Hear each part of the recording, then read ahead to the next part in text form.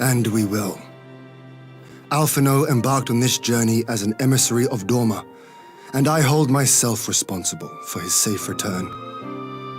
I will have our shinobi in the provinces search for him as a matter of urgency. Chin up, Alize. You'll get to admonish your brother for his recklessness yet.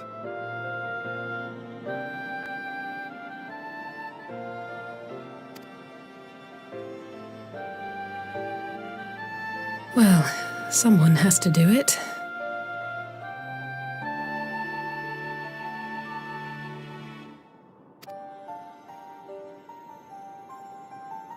I'm sure he's going to be fine.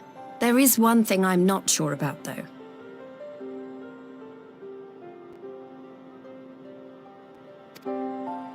You said it was the Emperor's personal guard that attacked Alphino's airship.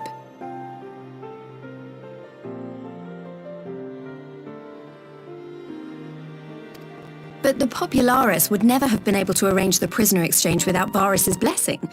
So why would he sabotage his own mission? They may not have been acting on Varus's orders. The guard answer not only to him, but to his family, the Crown Prince included. When Yotsuyu summoned Tsukuyomi, Asahi was quick to proclaim that a dormant citizen had violated the terms of our agreement, that the negotiations had failed. And it is this version of events that is now being repeated across Garlemald. To hear the tale, one would think the prisoner exchange never took place. Plainly, someone is manipulating matters from the shadows. Most likely Xenos, or whoever it is that wears his face.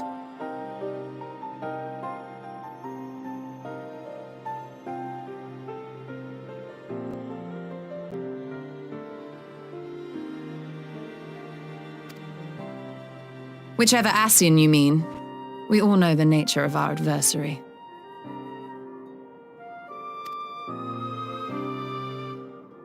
The servants of Chaos are true to their name. Their meddling has cost Dorma a chance at peace. Whoever it was that loosed his personal guard, the Emperor cannot be ignorant of these developments. We must proceed on the assumption that our treaty is indeed in tatters.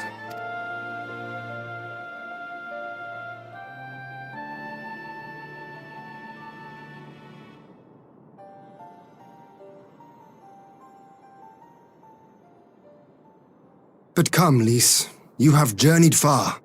Let me hear your petition.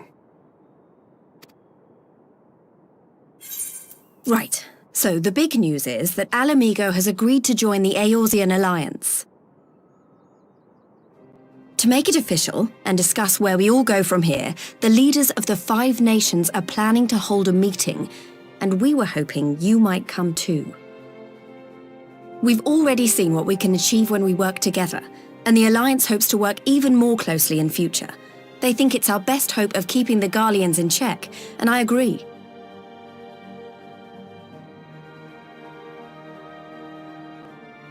As do I.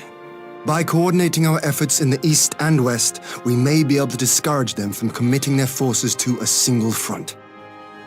I accept your invitation. I must, however, ask for time to attend to some pressing matters here. In light of recent events, the risk of Imperial reprisals is greater than ever, and I would not leave Dorma unguarded. Ere I depart, I must shore up her defenses. Understood. I'll let the Alliance know. We'll wait to hear from you before setting a date.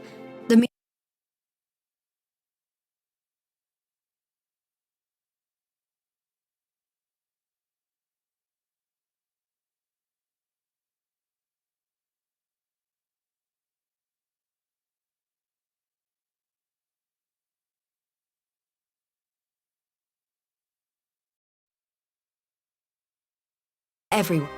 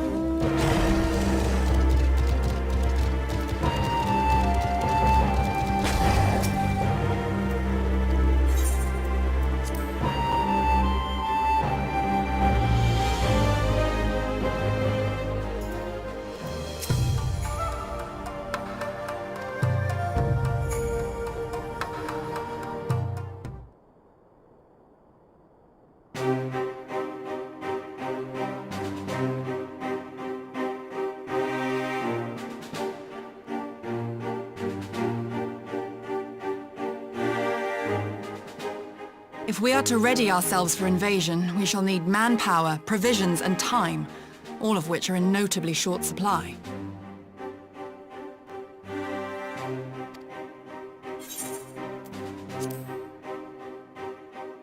Candid as ever, you giddy, and correct, I concede. Fortunately, I have an idea.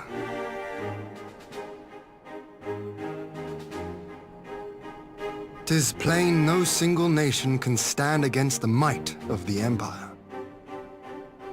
And it was only with the aid of others that Dorma succeeded in winning her freedom.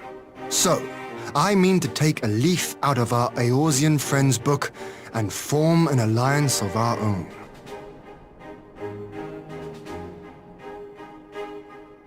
In addition to those with whom we already share an understanding, I would reach out to Hingashi and Suinosato, and further afield to the myriad peoples of Nangsha and Dalmasca. I am under no illusion. Not all will answer the call. Yet disparate though we may be, we are united in our desire for freedom.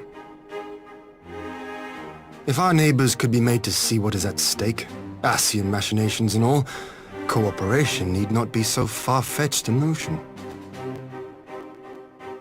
It may even seem practical. Under the guidance of our former leader, Master Louis Soir, we once strove to unite the fractious city-states of Eorzea. I dare say that experience shall be of use in your endeavor. We should be glad of your wisdom. For the record, I would have been in favor of this plan even if it hadn't been my grandfather's, but I have to ask, how will we secure the time to carry it out? Not that anyone has forgotten, but the Garleans have airships. Lots and lots of airships. Should they catch wind of our plan, they could send an armada to overwhelm us before our alliance had even begun to take shape. Not if we deny them access to the skies.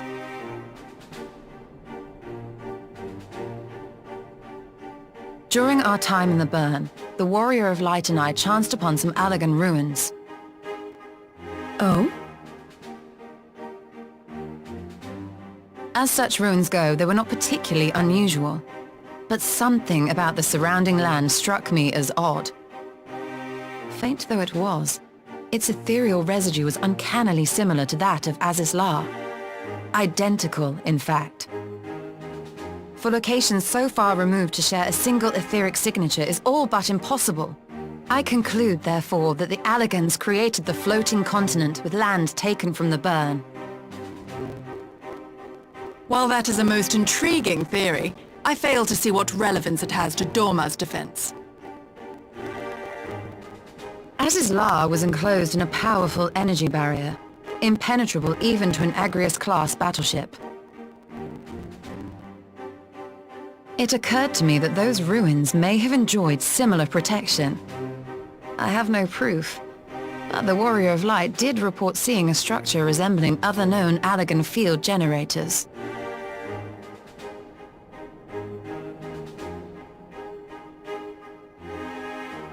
All right. But even if we could put up such an energy barrier, it surely wouldn't extend beyond the limits of the Burn. So what's to stop the Garleans flying around it?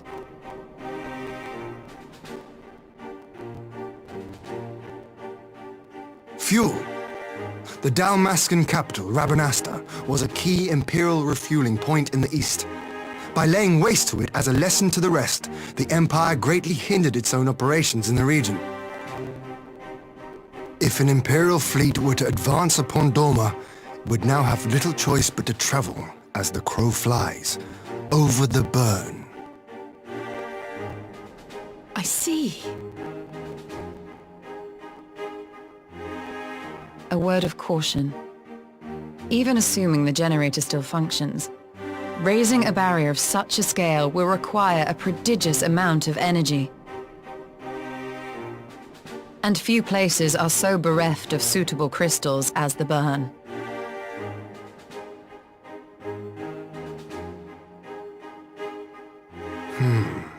A source of energy.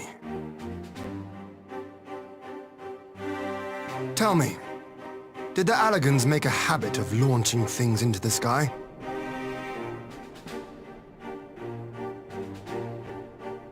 curious question. Besides Aziz's La, I know of only one other notable instance. The Red Moon Dalamud, whose fall triggered the calamity. Just the two occasions, you say? Then I believe I may have a solution to our energy problem. You do?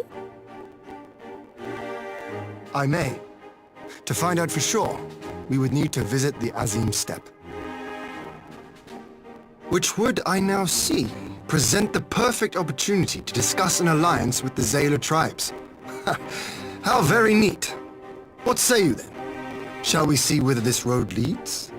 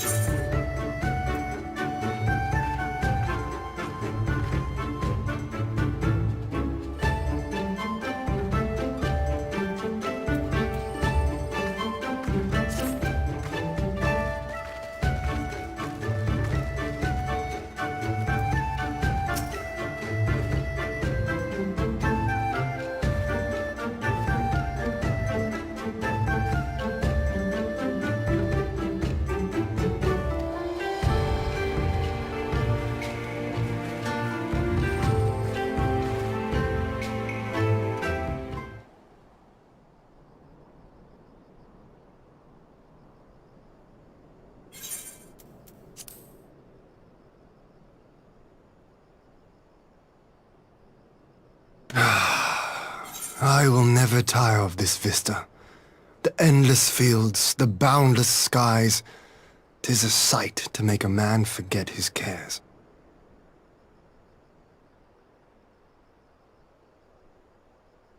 But not his purpose, I trust. Might this be a fitting moment to tell us what we are doing here?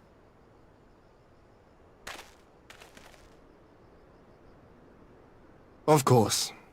During my time with the Mole, I learned some few myths of this land. One goes thus. In the distant past, when all seemed doomed, a wayfaring soul came unto the steppe. Venturing into the northern crag, he received of Nama a sliver of her essence, a shard of the shining moon, and with it clove the tainted land from the earth. The end thus averted, to these fields did the wayfaring soul return, and venturing once more into the northern crag, he buried the shard, and made unto the heavens an offering of blood.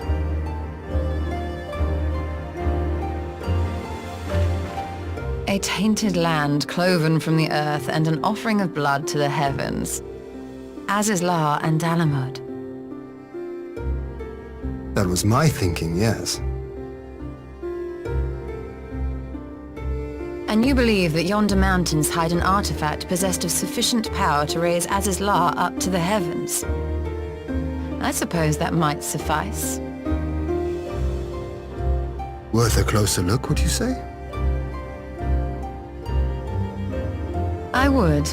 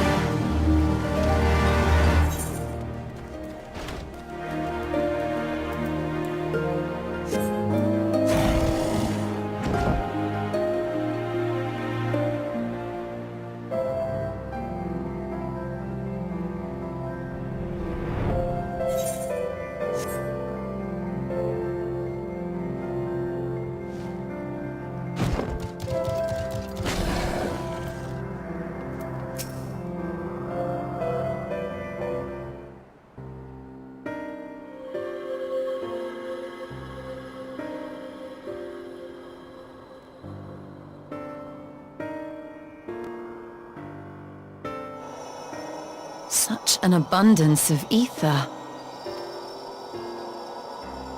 Are we in luck?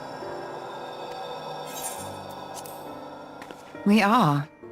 This is an Allergan artifact, most likely built to regulate the flow of ether. I strongly suspect the ancients used it to stem the flow from here to the burn. That would explain how they were able to untether what became Azys La from its surroundings.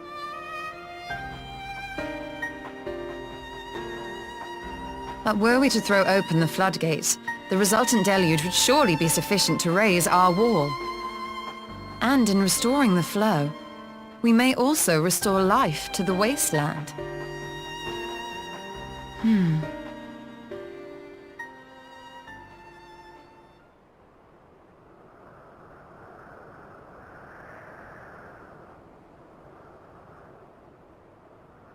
What is it? While the device itself harbors a surfeit of ether, the opposite is true of the surrounding area.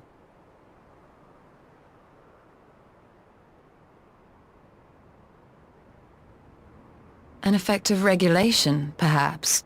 A similar phenomenon seemed to be occurring in Doma.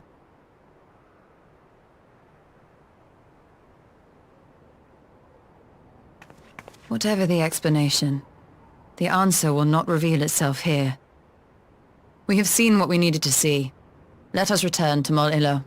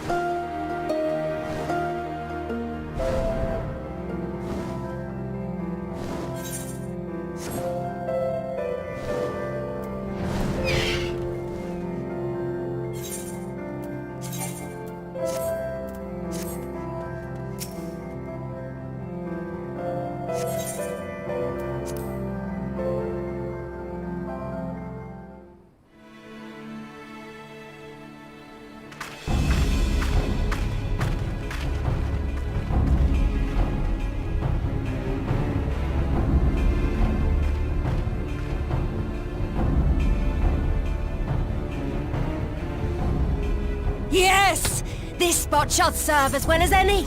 I shall enjoy this Hahn.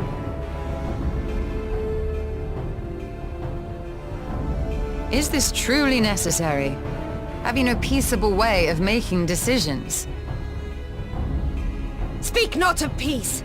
You stand before proud warriors of the Dathal. In the heat of battle do our souls burn brightest.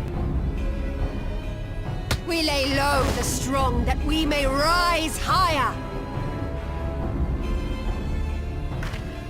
That is our way, the way of might. There is no other. Oh, they do not want for conviction.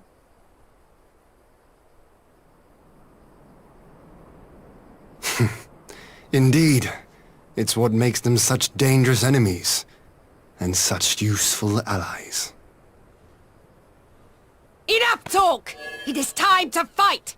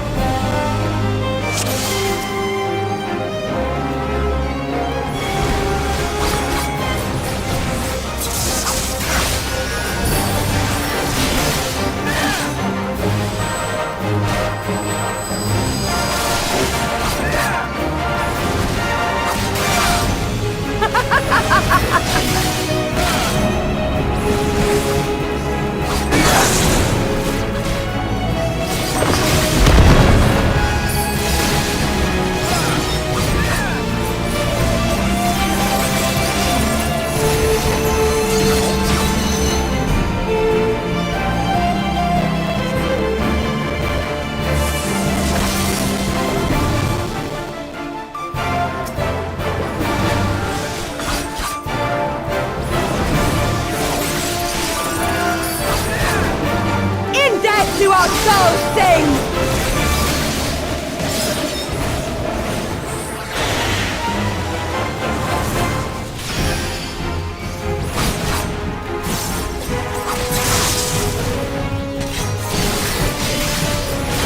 In death do our souls sing!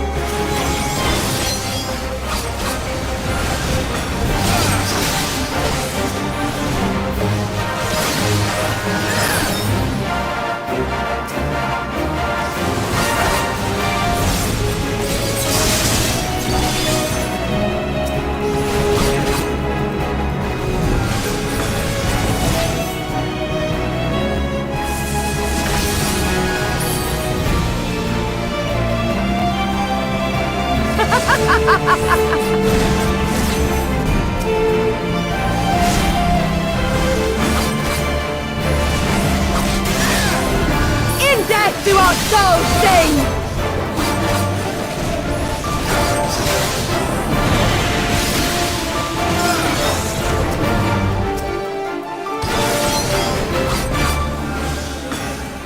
In death do our souls sing!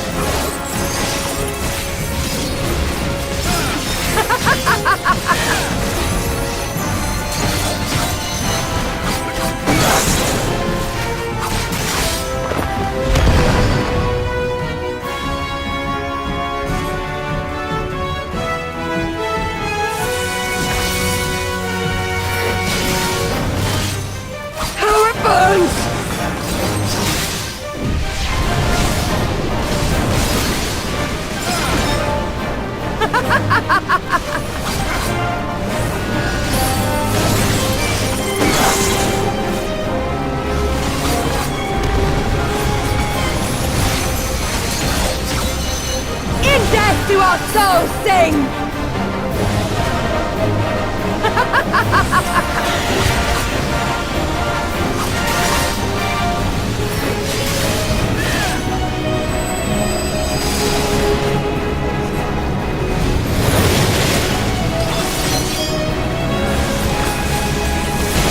In death do our souls sing!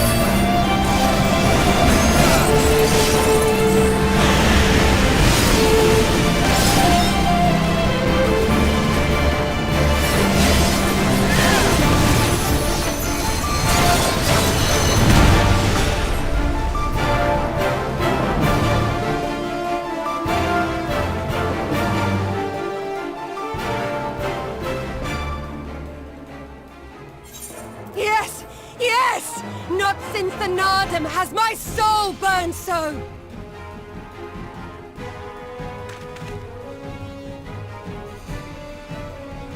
Come! We have only just begun!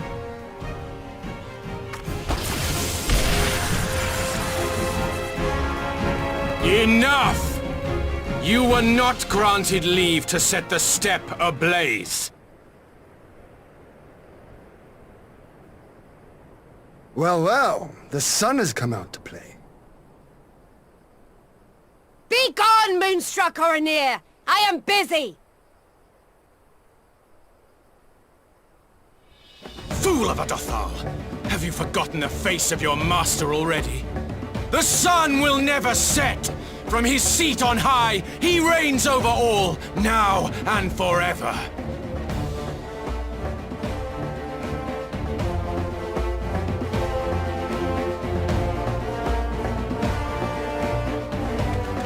Yet what should he find here but a battle to determine the fate of the steppe? A battle waged without his blessing. This will not stand. You, Doman! You who come to petition the warriors of this land, forget that all Nama's children are wards of the Oranir. As first among my brothers, your petition is mine alone to judge.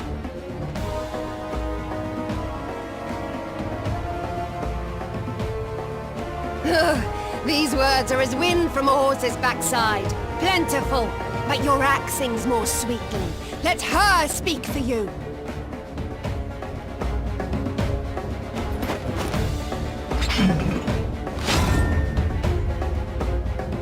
Insolent child. You will learn your place!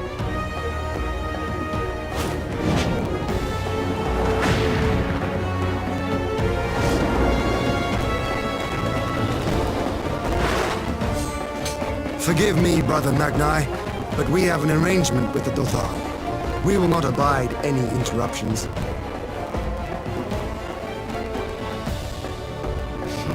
So be it.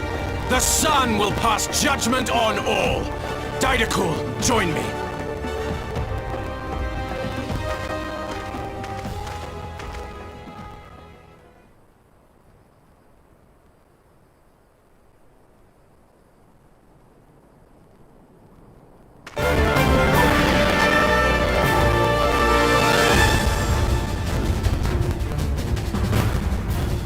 The sun is in good company. We may dance alone.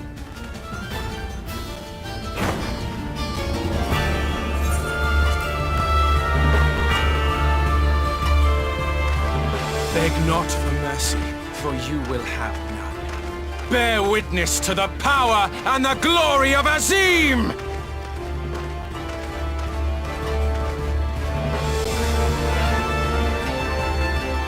Constantly at each other's throats like rabid dogs. Gods, I'm turning into her. I have not the patience for this. But if we must fight, let us at least be brief. Come.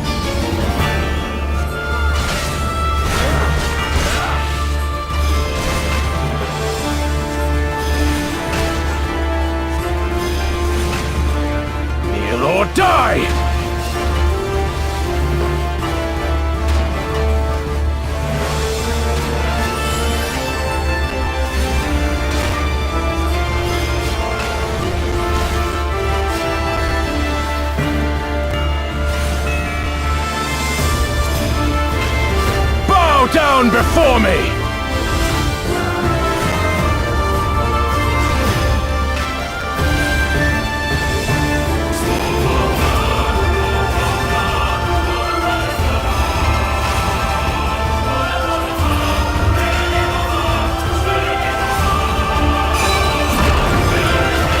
Or die!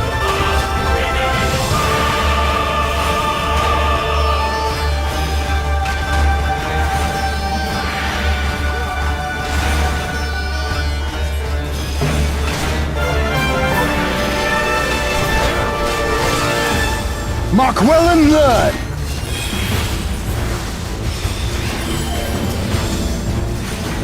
Concentrate!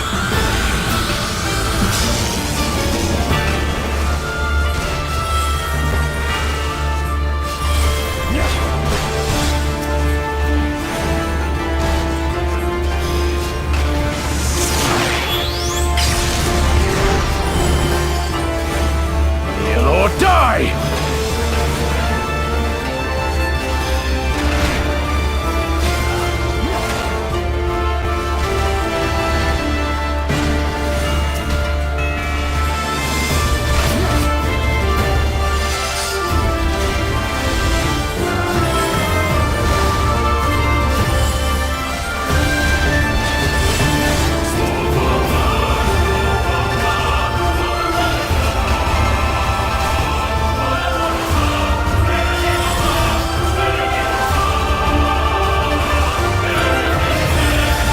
Down before me!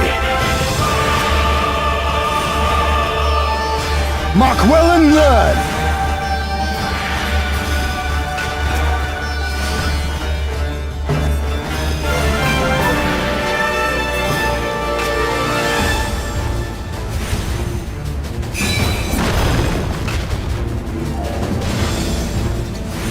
Kneel or die!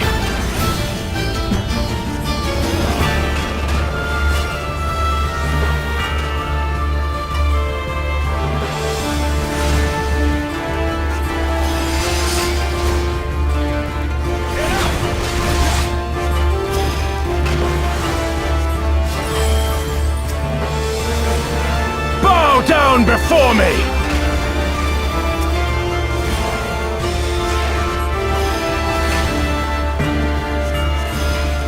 Tremble before the sun!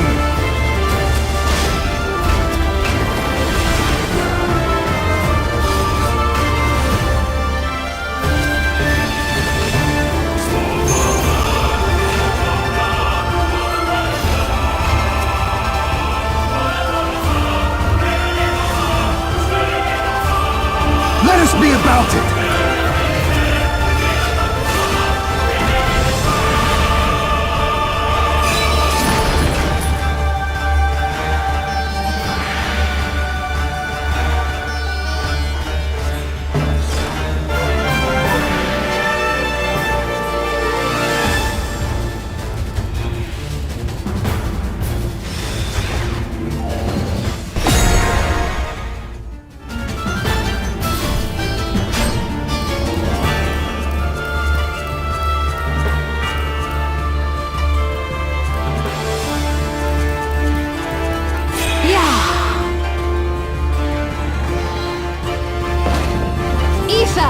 To me!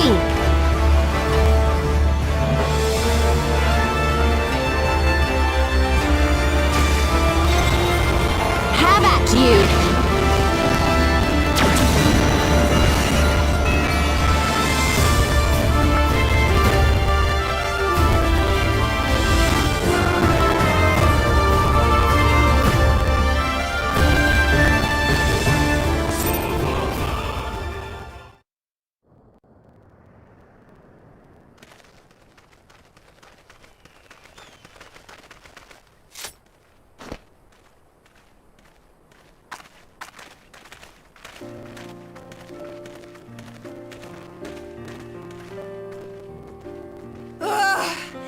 Never have I felt such bliss in defeat!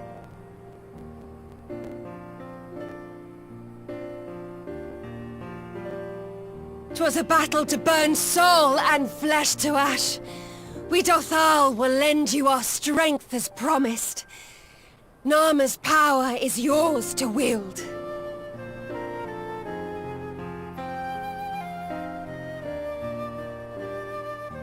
What does the sun say to that?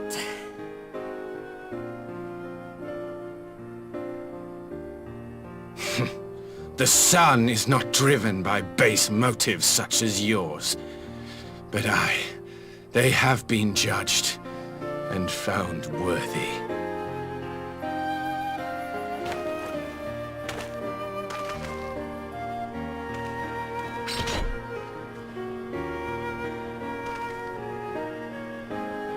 It is the way of the Oranir to accord recognition and respect to the strong. You have made sufficient proof of your strength. The sun shall answer your call. You have our thanks. We are glad to call you allies.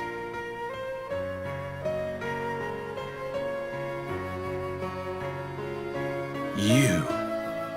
By what are you called?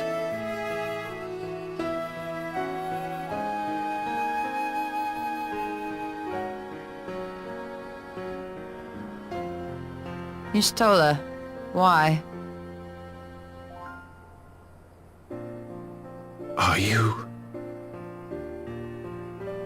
Are you my Nama?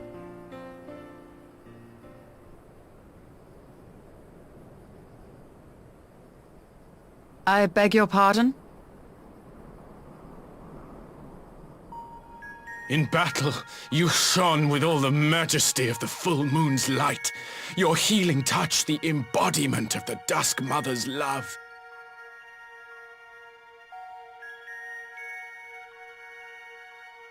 Long had I wondered if my Nama might not be a woman of the steppe. Beholding you, I am all but certain.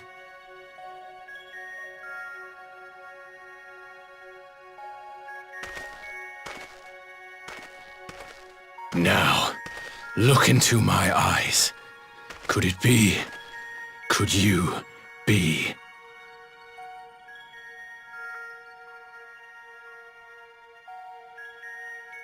I am. Not interested, little son. Try again when you've become a man. Little?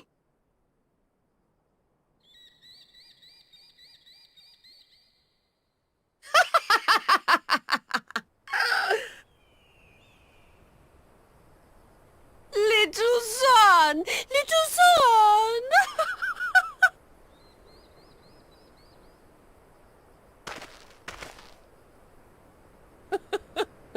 Does it pain you, little son? Crave you salve to soothe the ache? Fire to sear the wound in your heart?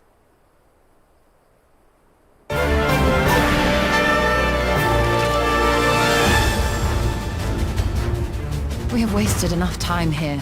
Sirin awaits for word of our success.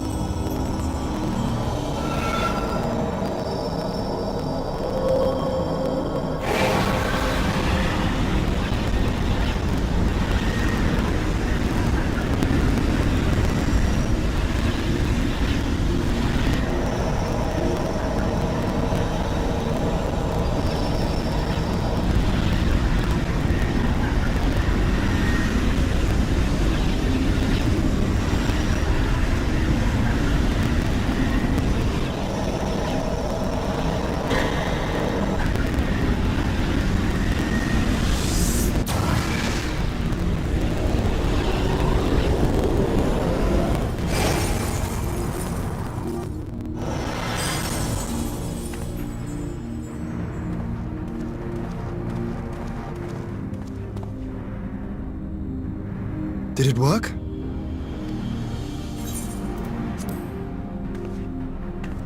It did. Ether may flow freely to the burn once more.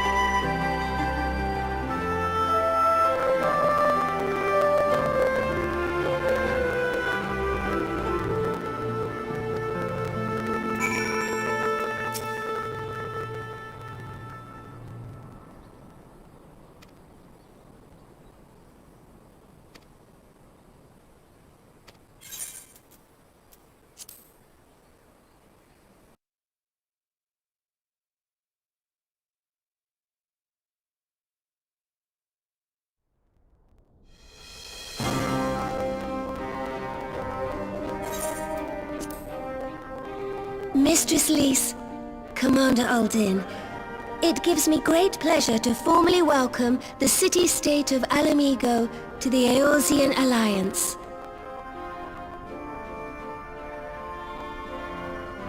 The pleasure is ours, Your Grace. I know I speak for all Alamegans when I say that we are glad of this chance to stand with our comrades of the Alliance. And we for our part are glad indeed to be able to welcome friends both old and new.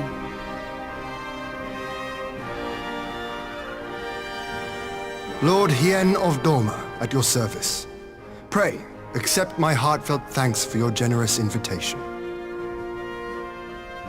Nay, 'tis we who must thank you for journeying so far. And 'twould be remiss of me not to acknowledge the part the Scions of the Seventh Dawn have played in bringing all of us together. In times of great unrest, you and yours have been our constant companions, without whom we would not be here.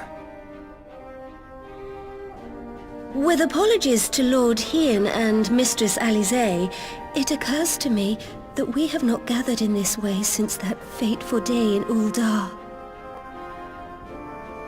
The day I lost my arm and my freedom. As I lay in my cell, never did I dream that I would one day be given the chance to represent my homeland at this council. I would not even be alive had you not plucked me from the jaws of death. You, Yugiri, and Alphino. Would that the lad could be with us.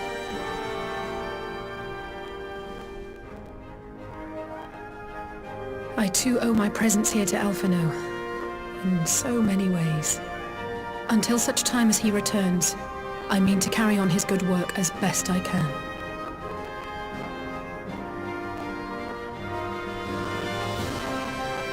Come, friends, let us leave the past in the past and turn our eyes to the future. My Lord Hien, pray, tell us how things stand in the East.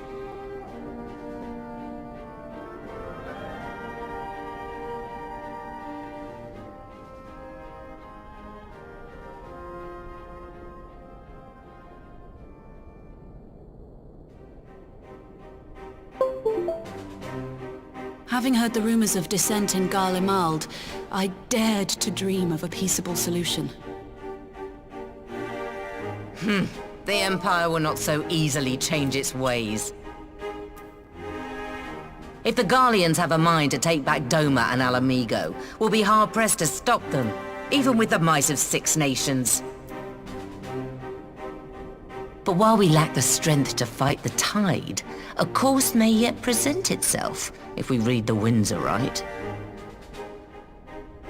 The winds suggest but one course to me.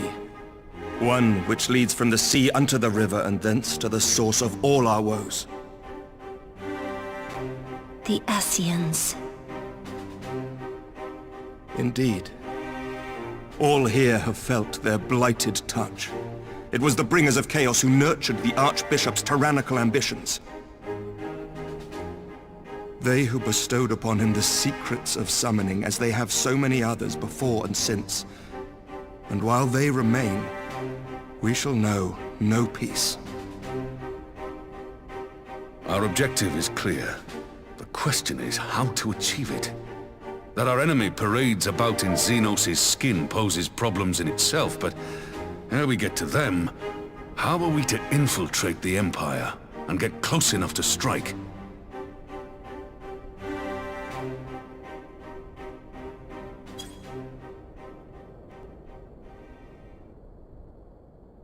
While I see the wisdom in targeting the Ascians, an assassination attempt on Garlean soil would do little to aid our cause, even were it to succeed. It's time we used our enemy's preferred tactic.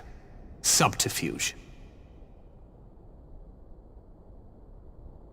You have an idea? Speak your mind, Master Thancred. None here know the enemy better than the Scions, and you mayhap best of all. Whatever it is you propose, we will give it fair hearing. On that you have my word. Very well, Admiral. My proposal is thus. we dispatch the shinobi to Imperial territory. There, they sow the rumor that the Crown Prince perished in the battle for Alamigo, and that the man parading around is in fact a corpse inhabited by a servant of darkness.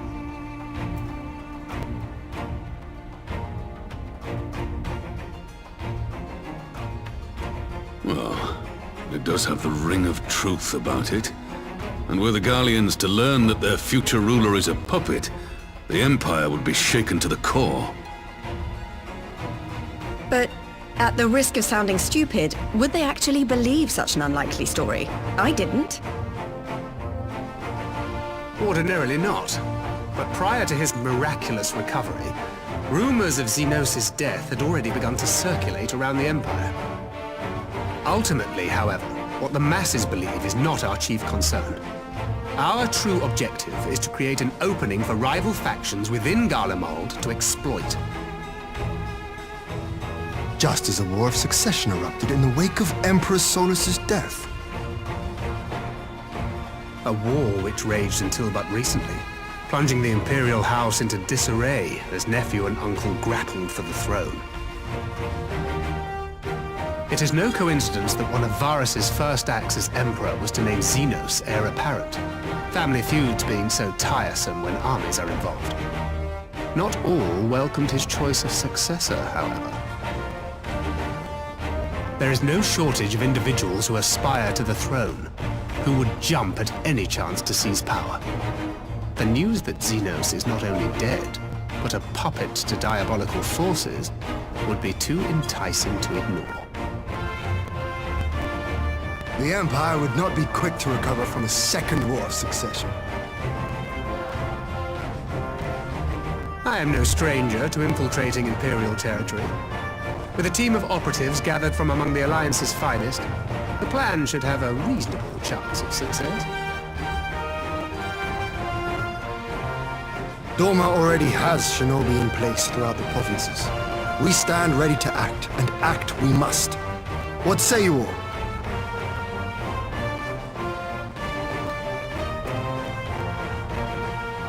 I'm for Master Thancred's proposal. We shine a light upon the Ascian and test the Empire's unity. 'Twas his plot that scuttled Doma's negotiations, was it not? Why then, if we can eliminate him, there may yet be a chance for peace. Let us wage this war of subterfuge, that we may one day lay down our arms. Gods know we never will while the Ascians remain.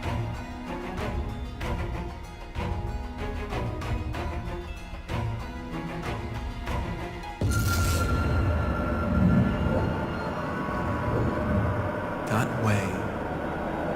Sorrow.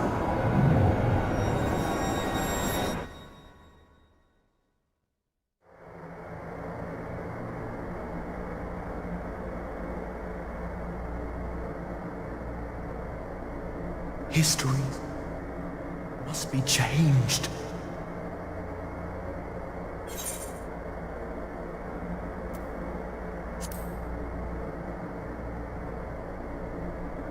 Ahead looms a calamity. Ahead looms light, expunging all form and life. Twin dooms only you can forestall. Only you. What's the matter?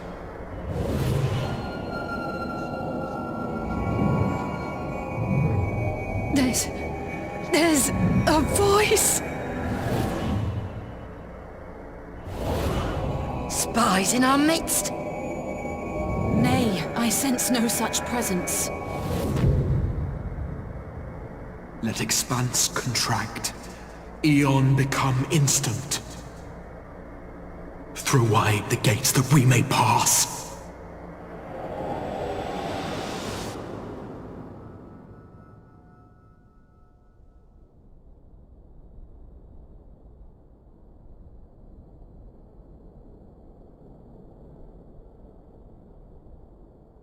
Is it over?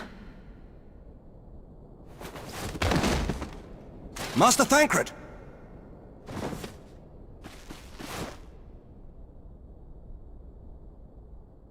For Fend.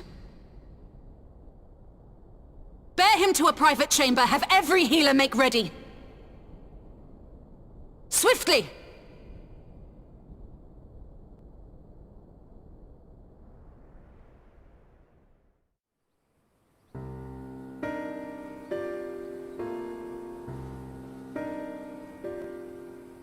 Master Thancred remains in slumber. Though his vital signs appear stable, he's unresponsive. What could have done this? And why just him and not the others?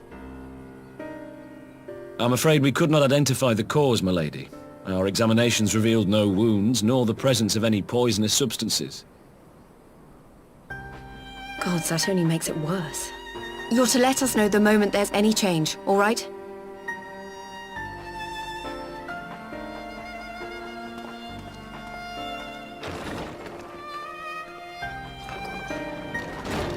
Thank you for coming. Knowing Thancred, he would apologize for being otherwise engaged at so crucial a juncture.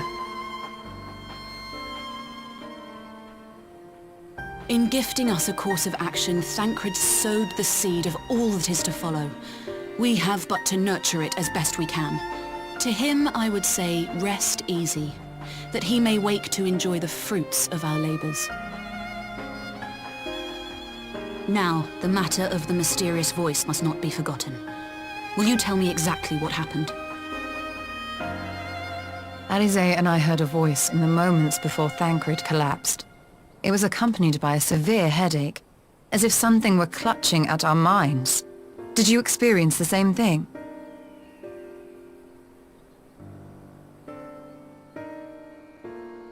So, in between the voice and the pain, you felt as if you were somewhere else entirely?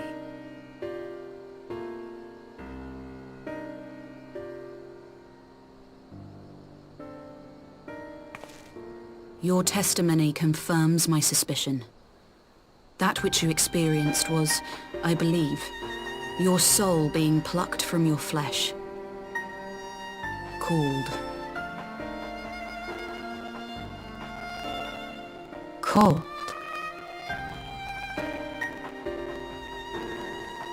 I myself examined Thancred. Reach out as I may, I could not sense in him the spark of life that is his soul.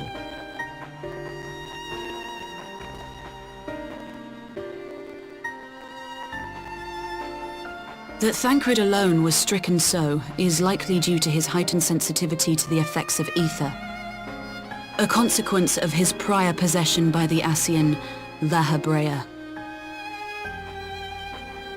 The owner of the voice, whoever it may be, reached out to you, called your souls, and in so doing, caused you and yours such pain. But if that's true, where exactly are we being called to? I know not. Yet one thing is plain. Whoever waits for you on the other side is possessed of a power unlike any I have ever known.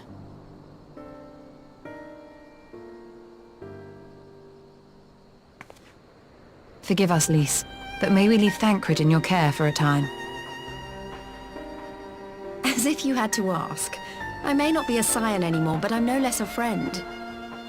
Don't worry. I'll see to it that Thancred's well looked after. Just focus on solving this mystery, all right? Thank you, Lys. As the Elder Seedseer says, 'tis no ordinary individual we are dealing with. Nor can we discount the possibility of Ascian involvement. Whoever or whatever is behind this, the sooner we find out, the better.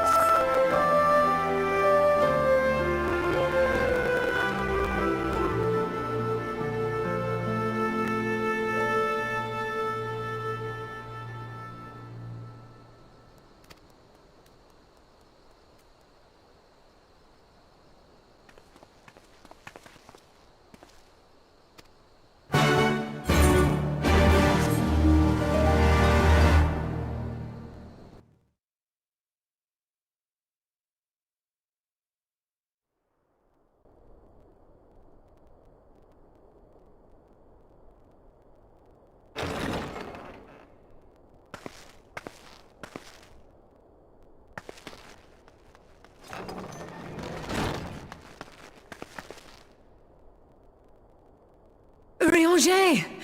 Gods, it's good to see you. Would that our meeting were under happier circumstances. I judged the voice sufficient cause for concern even before you sent word of its effect on our comrade.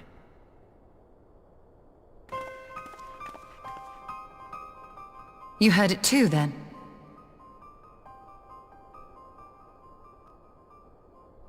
Aye. And all but certainly at the selfsame instant. Alas, pained as I was, I could make little sense of what few words did then reach mine ears.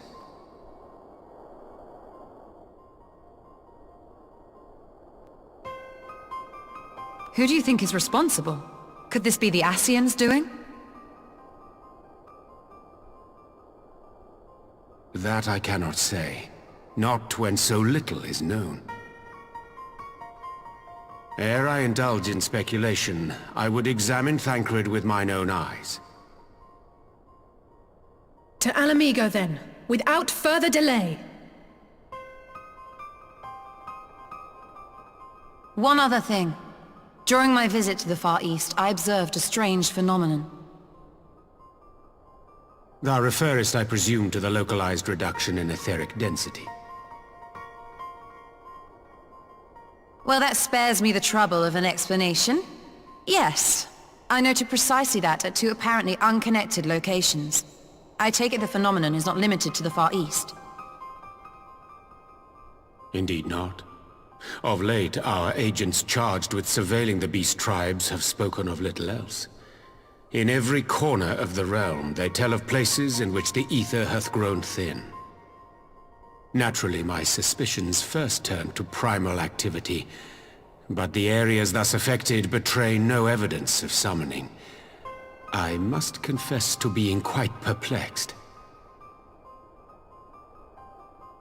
If the same phenomenon is being observed in multiple locations on opposite sides of the world, we may safely discount regional factors. Needless to say, this warrants further investigation. Indeed, I shall make it my task to...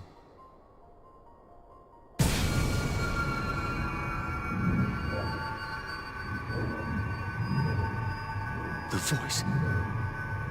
It calleth to me once more.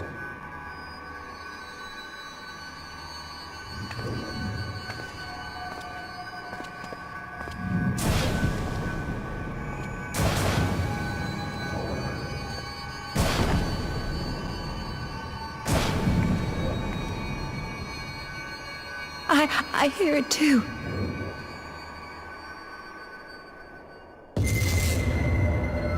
Only you. Only you. No! Ishtola! Urianger! Throw wide the gates.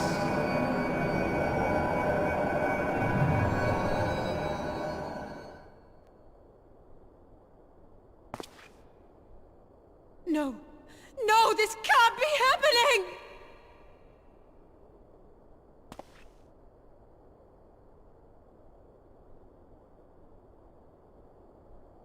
Y'shtola! Urianger!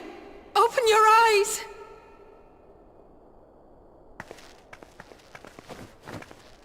Open your eyes, I beg you! Say something! Anything! Not again. Please, not again.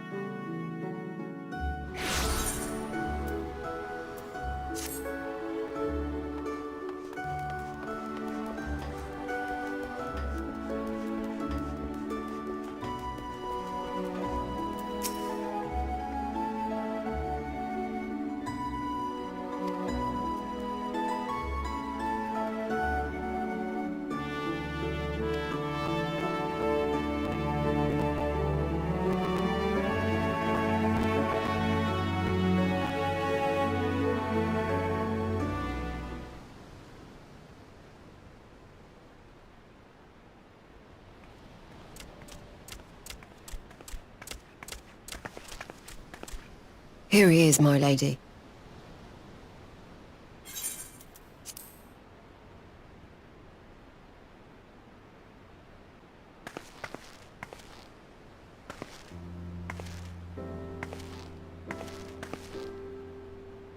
Gabu, it's been too long.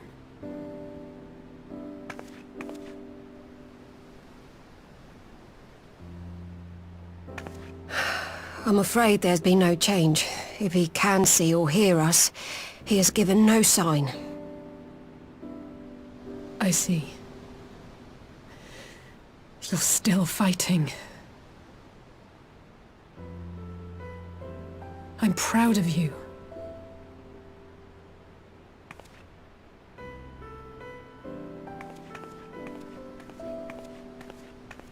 We promised that we would come and visit you together, didn't we? Alphino and I. I'm sorry that we haven't managed that yet.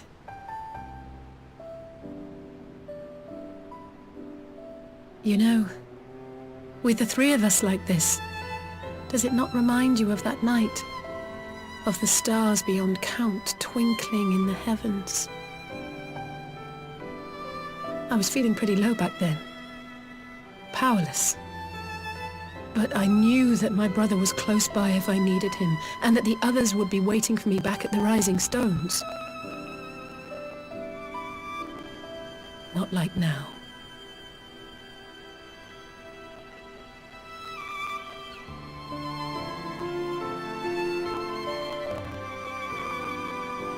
I've seen my share of trouble since coming to Eorzea. Been reminded again and again of my limitations, of how little I can change about this world. And I've come to know the sorrow of parting all too well.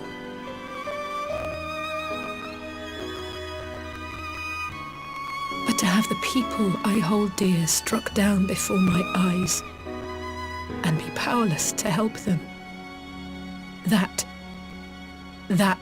I cannot bear.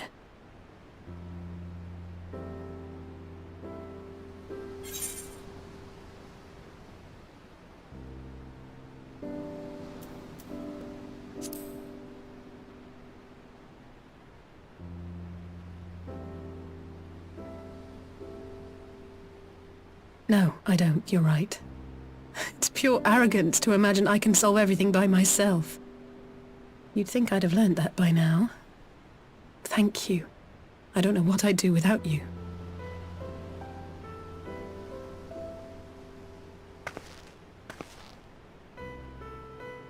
Well, that's more than enough brooding for one day.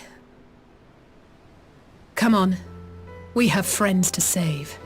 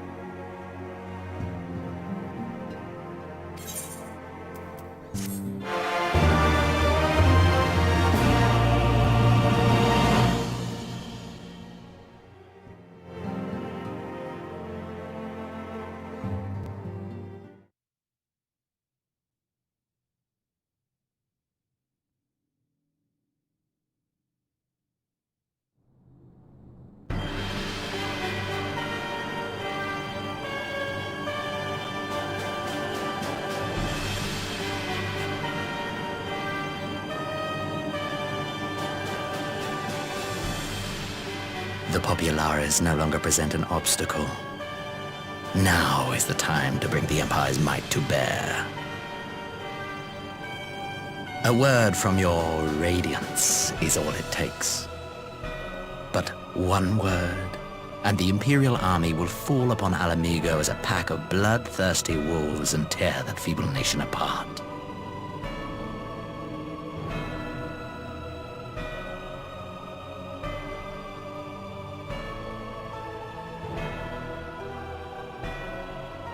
Have you no words for me? Despite the lengths I go to, an emissary playing the part of a fool. When first I took this face, I swore to use all of my knowledge, all of my power, to further the cause of the Empire. My deeds stand testament to my commitment. And with this adamant flesh at my disposal, I could destroy the Icon Slayer as easily as one might swat a fly. Why do you hesitate?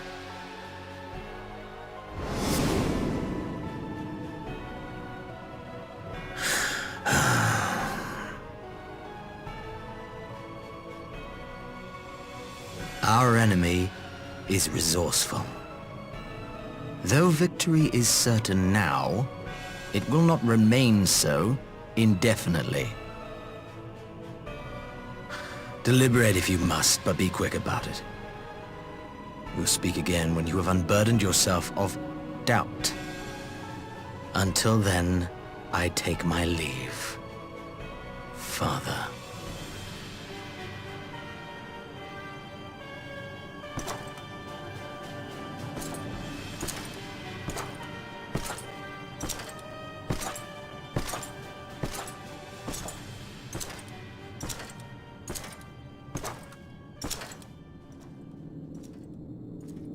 I should be the one to sigh.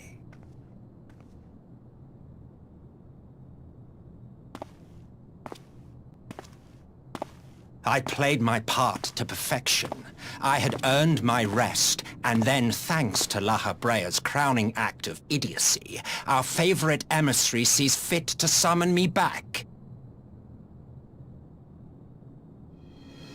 Elidibus was ever a warrior.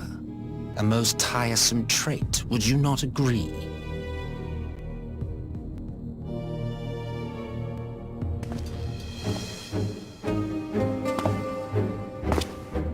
What? Have you no words for me either? No matter. I've long grown weary of this mummery. Now, my dearest grandson, let me remind you of your place in the simplest of terms.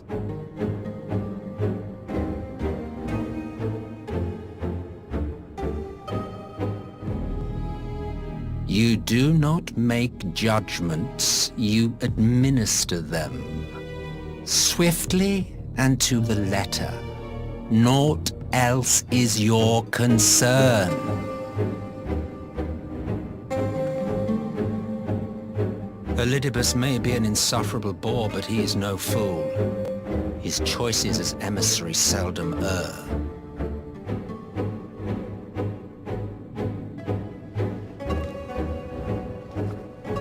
If aught threatens the balance twixt light and dark, it falls to you to remove it. Be it by your own hands or by your armies, you have ample means at your disposal.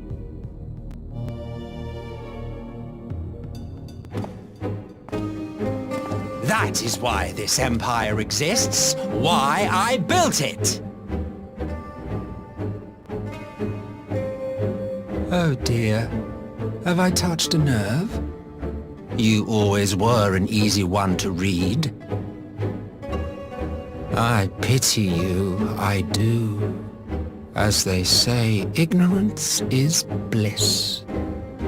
And I know how much happier you would be not knowing the things you know. The Founding Father was an Ascian, and he created the Empire solely for the purpose of sowing the seeds of chaos.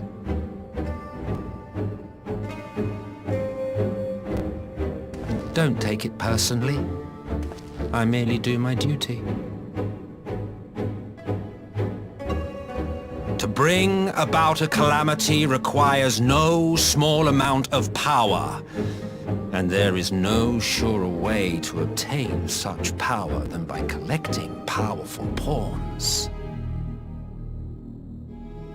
To that end, I have labored long and hard, and I must say I am quite pleased with my handiwork, paltry though it seems in comparison to Alag.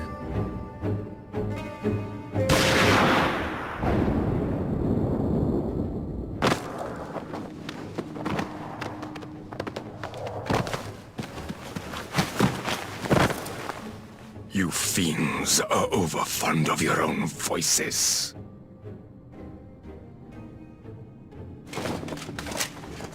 Mark me, Ascian. Man is the master of his own destiny.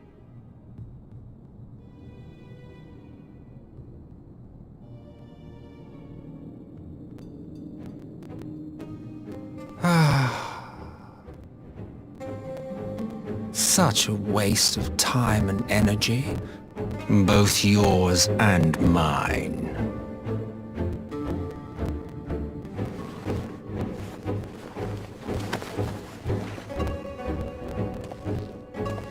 Lest you forget you are Emperor now. If you wish to spout drivel about man's destiny, save it for the masses. It will serve to give them a sense of purpose, and you, pliant pieces for the game.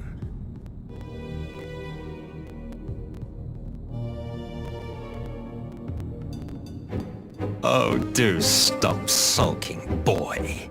You, of all people, should understand. Ours is a struggle to restore both mankind and the world to their rightful state. Viewed thus, our goals are one and the same.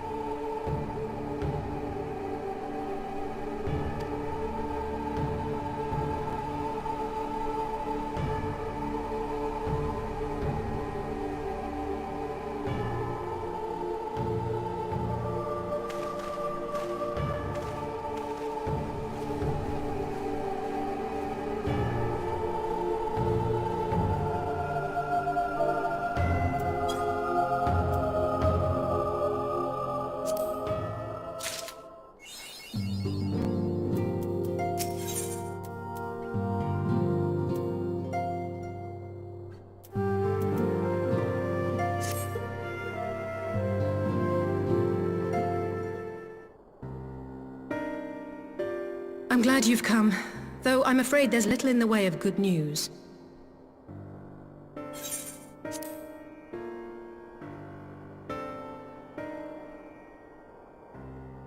After you left, we reached out to both the Alchemists Guild and Stillglade Fane and attempted all manner of treatments. But the results were always the same.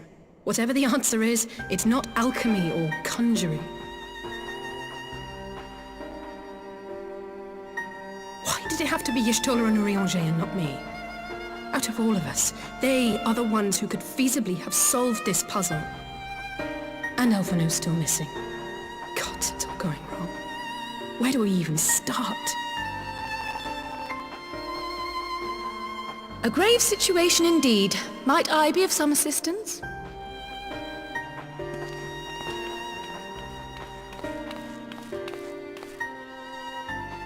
Kryl! I thought you were busy delving into the mysteries of Eureka. When word reached me of the plight of our friends, I could not well stay away.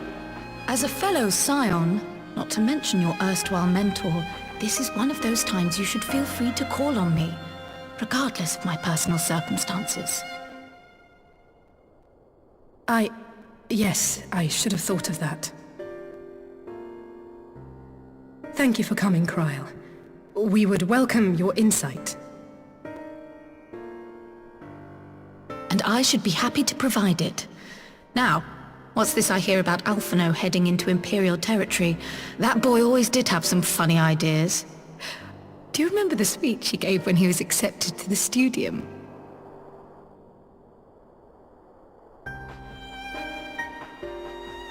My life's goal is naught less than the salvation of this star.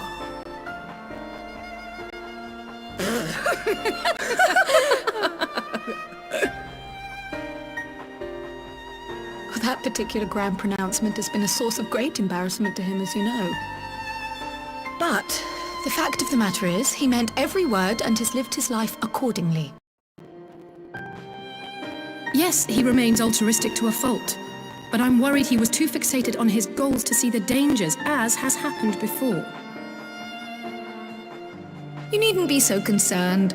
Though his values remain the same, Alphino is not the blinkered boy he once was. Slowly but surely his eyes have been opened, thanks to a certain someone.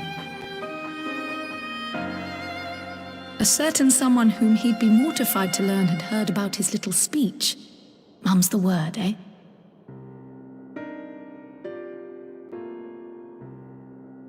Right, I'd better have a look at our patients. They're in the infirmary, I assume. I'll need absolute quiet, so it would be best if I did this alone. If you'll excuse me.